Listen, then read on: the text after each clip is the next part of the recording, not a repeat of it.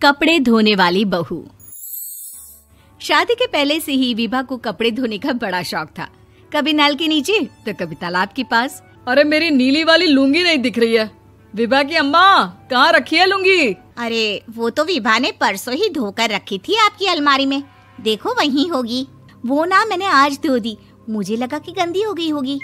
अरे कैसे गंदी हो गई थी? उसे तो मैंने पहना भी नहीं। हे भगवान, इस लड़की के कपड़े धोने की आदत से परेशान हो गया हूँ मैं।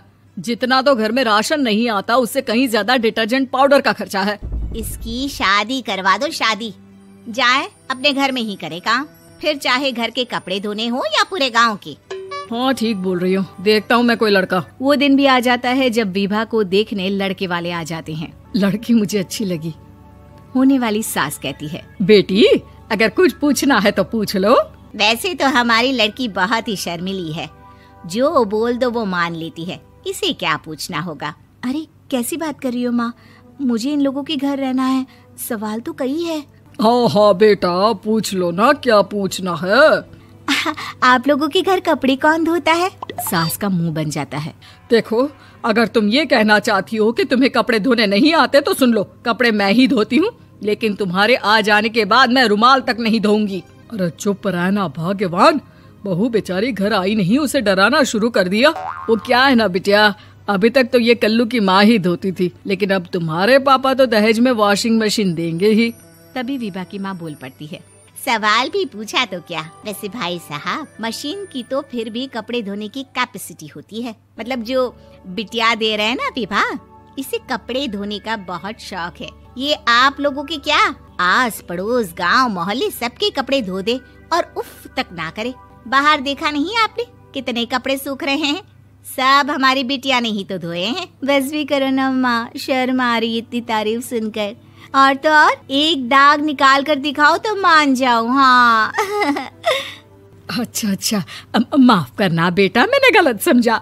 हमें तो रिश्ता बहुत पसंद है। और ऐसे जुड़ जाता है रिश्ता कपड़े धोने का शौक रखने वाली विभा का। उसकी शादी हो जाती है कोयला फैक्ट्री में काम करने वाले कल्लू के साथ। शादी के बाद अचानक विभा चिल्लाती हुई सास के पास आती है। सासू माँ, अरे सासू माँ कहाँ है आप? ये तो धोखा है, धोखा दिया आप लोगों ने मुझे। इसे ससुर के चक्कर के बारे में पता चल गया। अरे तो उसमें तुझे क्यों धोखा मिला है? अरे नल में पानी नहीं आता, कपड़े कैसे कब धुलेंगे?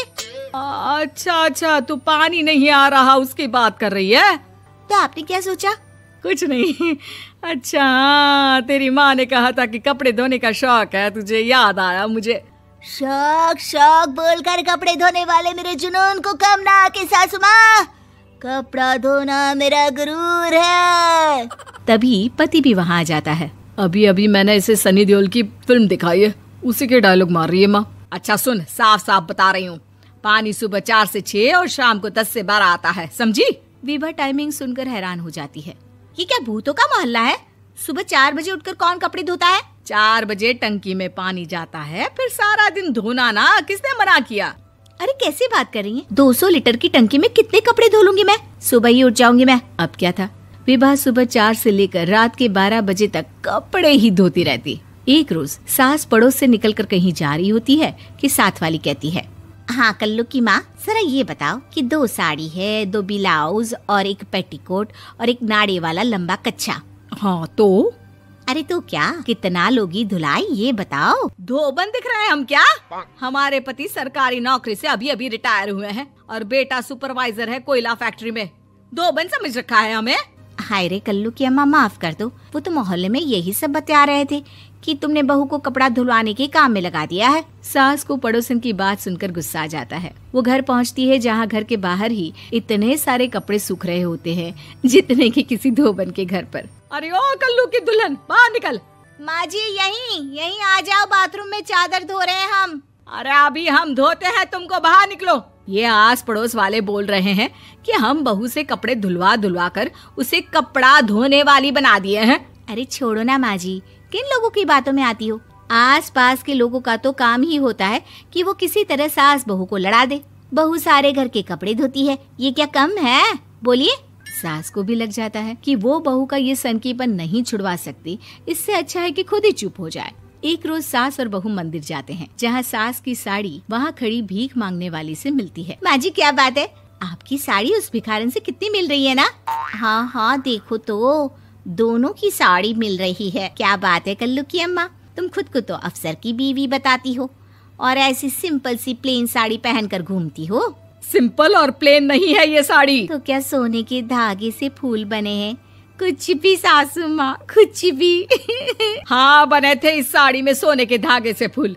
मेरे पति लेकर आए थे मद्रास से स्पेशली मेरे लिए 10,000 की। ताहे भाई साहब इस भिखारन के लिए भी सेम टू सेम साड़ी लेकर आए होंगे 10,000 की।